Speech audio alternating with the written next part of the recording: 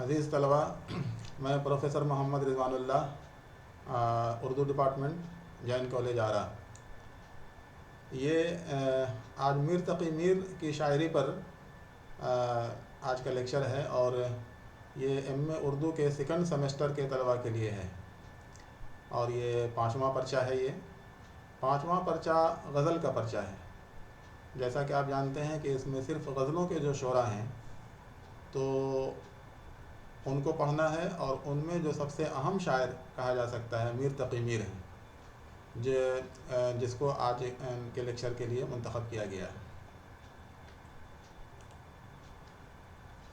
جیسا کہ آپ دیکھ رہے ہیں اپنے اسکرین پر، یہ میر تقی میر کی شاعری پر یہ نوٹس ہے جس پر لیکچر دیا جائے گا۔ اور جب ہم اردو شاعری پر گفتگو کرتے ہیں تو 2-3 جو بڑے شعراء کا نام آتا ہے، اس میں ایک میر تقی میر بھی ہیں، پھر غالب بھی ہیں، اقبال بھی ہیں۔ لیکن میر تقی میر کے بارے میں تمام ناقدوں نے لکھا ہے کہ یہ غزل کے گویا سب سے بڑے شاعر ہیں، اور بعد کے جتنے غزل گو شعراء گزرے ہیں ان میں سے زیادہ تر میر تقی میر کی، ان میں سے زیادہ تر لوگوں نے پیروی کی ہے اور اپنی شاعری کو معتبر بنایا ہے۔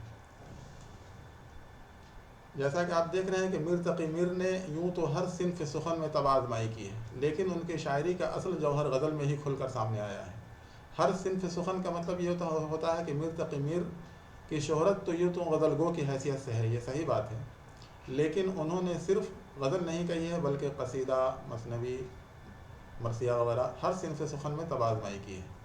میر کی غزلوں کے 6 دیوان ہیں۔ دیوان آپ جانتے ہیں کہ غزلوں کے شاعری کے مجموعے کو کہتے ہیں، تو میر کی غزلوں کے ایک نہیں بلکہ 6 دیوان ہیں۔ حالانکہ میر کے انتخاب کی کئی کوششیں کی گئیں، لیکن ان سب میں ایک بھی ایسا نہیں جس کے بارے میں کہا جا سکے کہ اس میں خدائے سخن کا صرف اعلیٰ درجہ کا کلام ہے۔ دیکھیے، اس میں خدائے سخن جو آیا ہے یہ میر تقی میر کے لیے گویا مخصوص ہے۔ ان کو خدائے سخن ان کی شاعری کی بنیاد پر گویا ان کو یہ لقب دیا گیا تھا، خدائے سخن کا۔ تو اس میں یہ کہا گیا ہے کہ میر کے انتخاب کی، یعنی کہ میر کے شاعری کے جو انتخاب کی کوششیں کی گئی ہیں ان میں ایک بھی ایسا نہیں ہے جس کے بارے میں کہا جا سکے کہ اس میں خدائے سخن کا صرف اعلیٰ درجہ کا کلام ہے۔ میریات کی پوری تنقیدی روایت میں یہ بات بار بار دہرائی گئی ہے کہ میر نے عام بول چال کی زبان استعمال کی ہے۔ میر کا سب سے بڑا اعجاز یہی ہے کہ فوری احساس ہوتا ہے کہ وہ عام لب و لہجے کے شاعر ہیں، حالانکہ یہ نظر کا دھوکہ ہے۔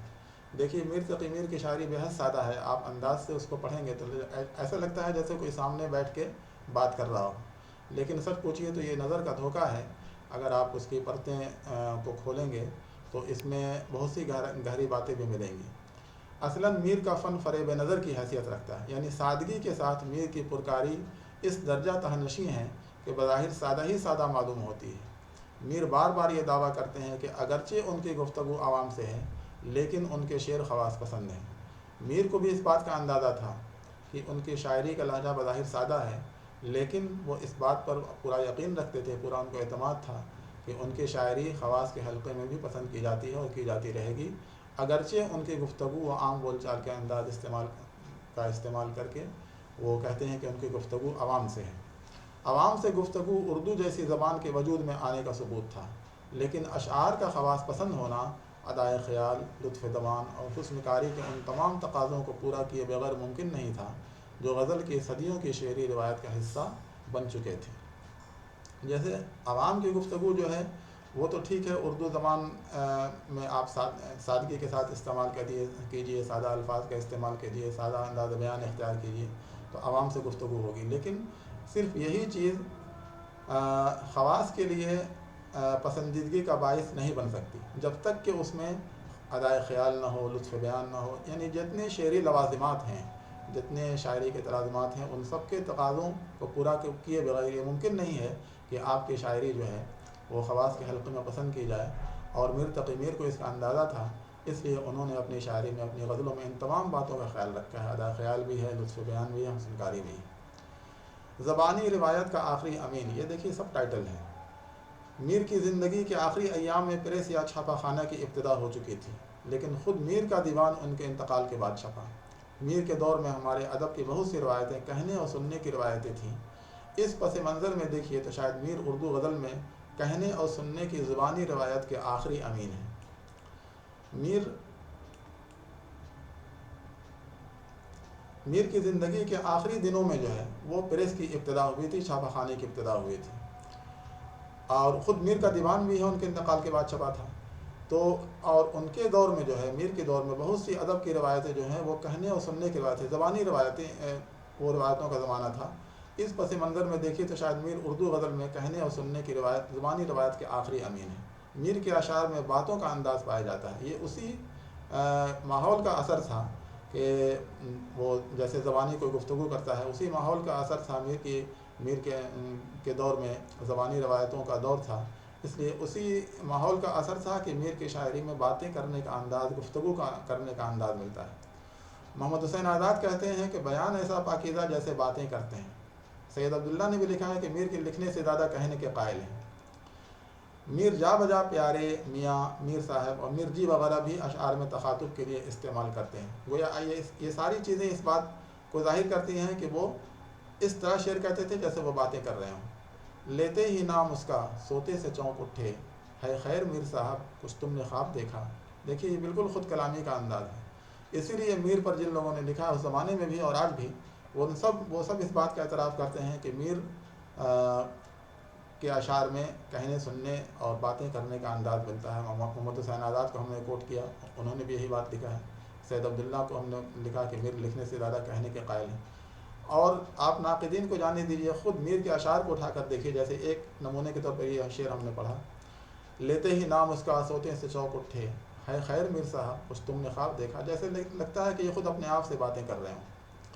میر کے اشعار میں داخلی ساخت، میر کا یہ اعجاز ہے کہ عام بول چال کی زبان کی اوپری ساخت میں وہ ایسی خاموشی سے داخلی ساختوں کو لے آتے ہیں کہ سننے یا پڑھنے والے کو گمان تک نہیں ہوتا، اور وہ عام زبان کو اعلیٰ ترین شعری زبان کا درجہ دے دیتے ہیں۔ یہی دیکھیے میر کی شاعری کا اعجاز ہے۔ واقعی سب سے اہم نقطہ ہے کہ بظاہر تو ایسا لگتا ہے کہ وہ عام بول چال کی زبان استعمال کر رہے ہیں، لیکن ان کی داخلی ساخت میں کچھ نہ کچھ ایسی خصوصیت ہوتی ہے، ایسا کچھ نقطہ ہوتا ہے کہ سننے والے کو گمان تک نہیں ہوتا کہ وہ عام زبان کو اعلیٰ ترین شعری زبان کا درجہ دے دیتے ہیں۔ مثلاً کہا میں نے گل کا ہے کتنا صبا، کلی نے یہ سن کر تبسم کیا۔ بہت ہی مطلب نزاکت کے ساتھ اور بہت ہی اختصار کے ساتھ انہوں نے ایک عام بول چال کی زبان میں کتنی بڑی بات کہہ دی ہے۔ یہ اس کی بہترین مثال ہے، میر کا یہ شعر اس کا بہترین نمونہ ہے۔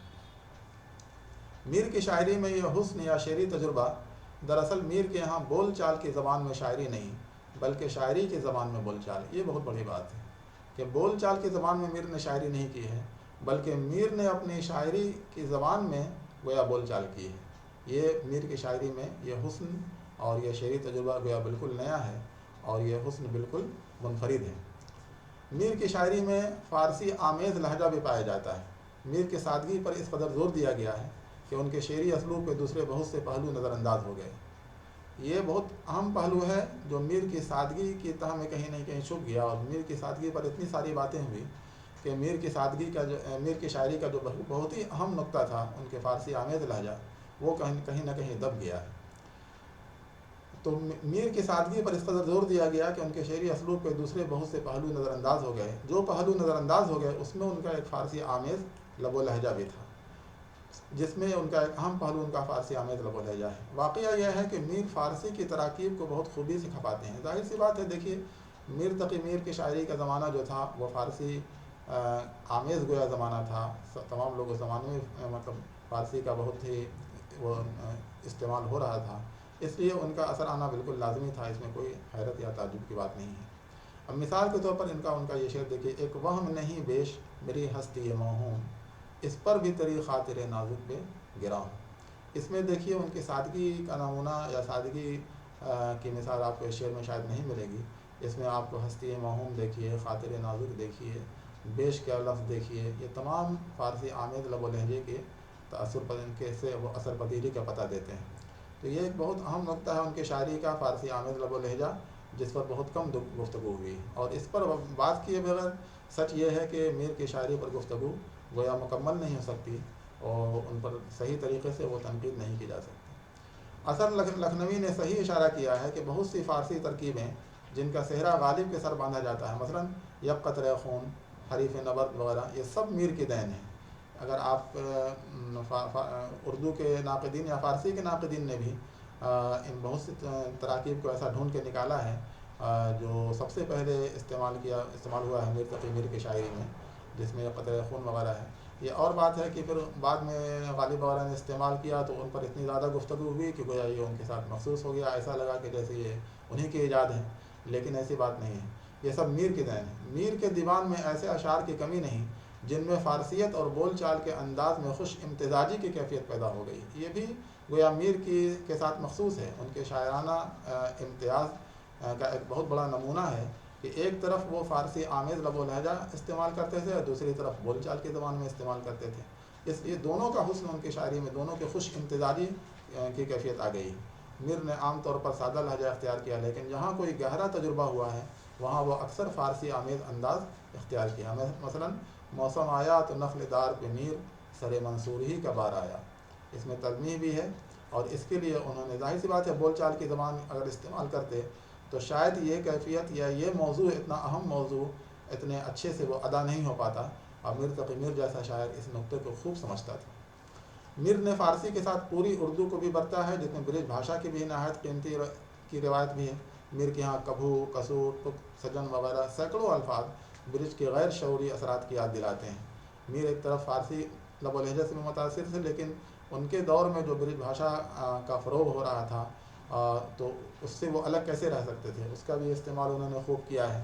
اور اس زمانے کا جو چلن تھا، جو الفاظ جس انداز میں استعمال کیے جاتے تھے، کبھو ہے، کسو ہے، خوب ان کے ہاں اس کی مثالیں ملتی ہیں۔ اور یہی وجہ ہے کہ لسانی اعتبار سے میر کی زبان پرانی ہونے کے باوجود پرانی معلوم نہیں ہوتی، یہ زبان آج بھی تازہ ہے۔ میر کے زبان کے سدا بہار ہونے کا راز یہی ہے کہ اس زبان کا سیدھا رشتہ بولیوں سے ہے، جو آج بھی توانا اور بامانہ ہے۔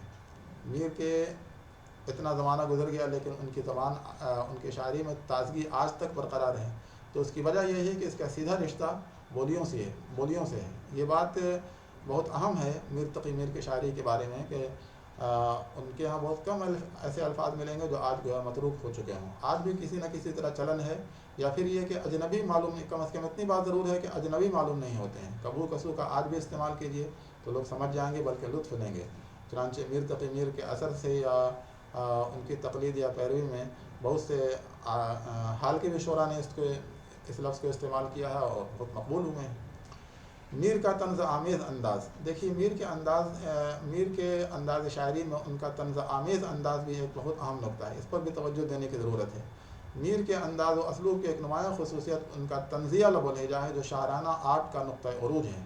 طنز تو انہوں نے کہا ہے لیکن اس میں نشتریت بہت کم ملتی ہے۔ میر کے شاعرانہ آرٹ کا یہ نقطہ عروج ہے، ان کا طنزیہ لب و لہجہ، سچائی یہ جو ہے ان کے آرٹ کا طنزیہ لب و لہجہ جو ہے، اس کا گویا نقطہ عروج ہے، یہ بہت اہم نقطہ ہے۔ طنز کی نشتریت اس کے واقعیت میں پوشیدہ ہوتی ہے، اور ظاہر ہے کہ میر کی شاعری کی بنیاد ہی واردات پر قائم ہے۔ مثلا تڑپے ہے جب کہ سینے میں اچھلے ہے دو ہاتھ، گر دل یہی ہے میر تو آرام ہو چکا۔ اپنے آپ پر طنز کرنا یہ بڑے دل گردے کا کام ہے اور بڑے صاحب ظرف لوگوں کا کام ہے، اور میر تقی میر بلا شبہ اس صفت سے متصف تھے، اسی وجہ سے انہوں نے ایسے اشعار کہنے کی ہمت کی اور جرأت دکھائی۔ فکری اور موضوعاتی اعتبار سے میر کی شاعری کو دیکھیں تو ان کی شاعری میں مذہب کا رنگ تو ہے، تاہم وہ تنگ نظر نہیں ہے۔ وہ رسوم ظاہری کی پابندی کو تقلید بیجا سمجھتے ہیں، دراصل میر کا مذہب صلح کل تھا۔ ظاہر سی بات ہے جو سچا شاعر ہوگا وہ کبھی تنگ نظری اس کے یہاں تو آنے کا کوئی سوال ہی پیدا نہیں ہوتا، اور میر سے زیادہ سچا شاعر کون تھا؟ کشادہ قلب اور صاحب نظر۔ میر کی شاعری کو دیکھیں تو مذہب کا رنگ ضرور ملتا ہے، لیکن تنگ نظری آپ کو کہیں نہیں ملے گی، اور جتنے مذہبی رسوم، ظاہری رسوم ہیں، ان کی پابندی کو وہ تقلید بیجا، یعنی اس کی پابندی کو وہ ضروری نہیں سمجھتے تھے، بلکہ ان کا مذہب صلح کل تھا۔ کس کا کعبہ کیسا قبلہ، کون حرم ہے کیا احرام، کوچے کے اس باشندے نے سب کو یہیں سے سلام کیا۔ اس میں دیکھیے اتنا خوبصورت شعر ہے کہ اس میں کہیں پر بھی کسی بھی مذہب کے لیے نہ تو ان کے دل میں احترام کی کوئی کمی ہے، ہر مذہب کے لیے ان کے دل میں احترام ہے۔ اور کوچے کے اس باشندے نے، گلی کے اس باشندے نے، یہ خود اپنے آپ کو یہ کہہ رہے ہیں کہ ہم نے سب کو یہیں سے سلام کیا، چاہے وہ کعبہ ہو، قبلہ ہو، حرم ہو، احرام ہو۔ کائناتی اور سماجی تناظر میں جتنے اشعار میر کے ہاں ملتے ہیں ان کا لہجہ ایک ہی ہے، خدائے سخن کا لہجہ ان کا ایک ہی ہے، چاہے وہ کائناتی یا سماجی تناظر میں کسی بھی موضوع پر کسی بھی تناظر میں وہ شعر کہیں، ان کا لہجہ کہیں پر سے بھی یہ نہیں لگتا کہ یہ میر کا لہجہ نہیں ہے۔ या कहीं बहुत मेयार से गिरा हुआ हो, ऐसी कहीं बात नहीं मिलती है। और ये लहजा उनके जज्बा इश्क और फ़लसफ़ा गम की बदौलत हासिल हुआ है। ये बहुत बड़ी चीज़ है उनकी शायरी में, एक जज्बा इश्क और दूसरा फ़लसफ़ा गम। इन्हीं दोनों नुक्तों ने मिलकर मीर की शायरी को वो शायरी बनाया है जिसकी वजह से आज उन्हें खुदा सुखन का दर्जा दिया गया है। मीर के यहाँ गम के दो पहलू हैं, एक आफाकी, एक ज़ाती, दूसरा इज्तिमाई। एक ज़ाती भी गम है मीर के यहाँ, और एक उनका वो इज्तिमाई भी है, यानी वो समाजी भी है, माशरती भी। इसको दिल और दिल्ली का गम भी कहा जा सकता है।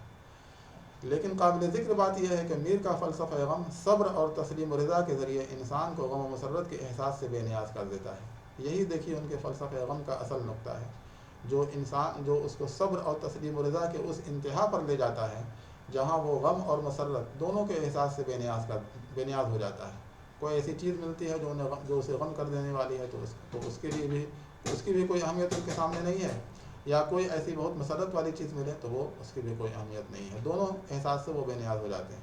यही वो सूफियाना अंदाज़ नज़र है जो मीर तक़ी मीर को खुदाए सुखन का दर्जा अता करता है। ये मीर तक़ी मीर के शायरी के चंद अहम पहलू थे, चंद अहम नुक्ते थे जिस पर बात की गई। उम्मीद है आप लोगों ने इसको गौर से सुना होगा और आपके सामने है, आप इसको देखा भी होगा, आप इसको पढ़ेंगे भी और इससे आप फ़ायदा उठाने की कोशिश करेंगे। शुक्रिया।